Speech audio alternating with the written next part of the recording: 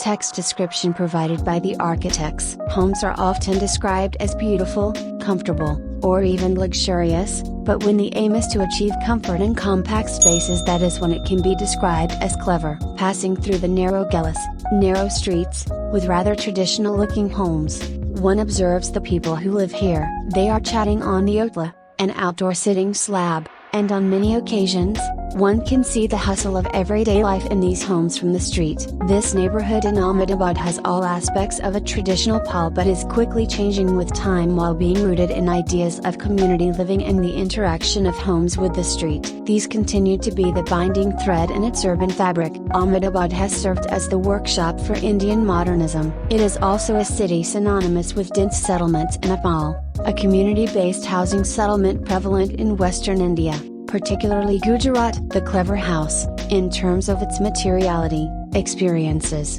and just in its existential honesty, is the coming together of these two worlds that have coexisted for many decades in Ahmedabad. In the middle of this chaos that is life, stands this single-story house replacing a dilapidated structure with an exposed concrete monolith that cuts, folds, and bends to articulate the facades. Its functional robustness emerges from the fabric of the residents' life and everyday routines and is reminiscent of community-driven living in Pols. Unapologetically, and in striking contradiction with its surroundings, it resonates amicably with the scale of the neighborhood as a small urban insert. A softened curvilinear corner at the northwestern end marks the humble entrance to this home. As one enters, a clear open space is bathing in the warm embrace of the sun, which manages to peek in from the skylights and deeply recessed windows placed at different levels on each side to allow a connection to the street, without compromising the privacy of the room. The windows on the northern wall catch the high sun,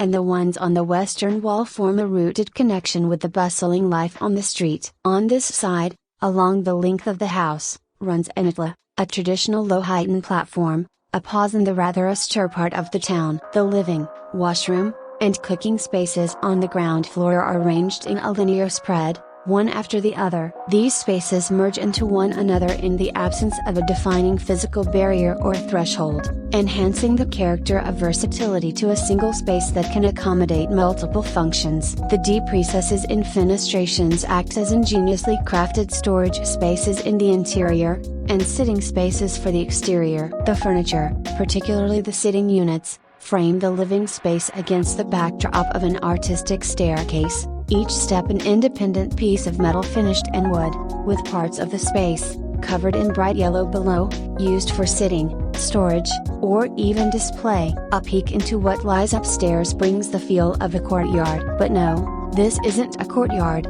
yet it is one. On reaching the upper floor, a single bedroom space and bathroom cover the entire floor, overlooking the expansive and lively living space below. Off-centric fenestrations, while flooding the space with ambient light, also frame the community center nearby. In the absence of opaque boundaries, only the furniture conveys the extent of the transition space, leading to a small bridge serving as a reading nook, with a bookcase and a reading ledge, showered on with light by the open skylight. The bridge leads to a small terrace, disconnected from the home, barring a small peep window. It is the outdoors of this small family unit. From here, an exterior staircase, finished in concrete, leads up to the upper terrace, granting a view of the lower terrace and towering above the radiant neighborhood. Both floors are open, breathing into the artistical ingress of light from different ends. Intricate details in elements like the staircase, spouts, grills, doors, and even the furniture,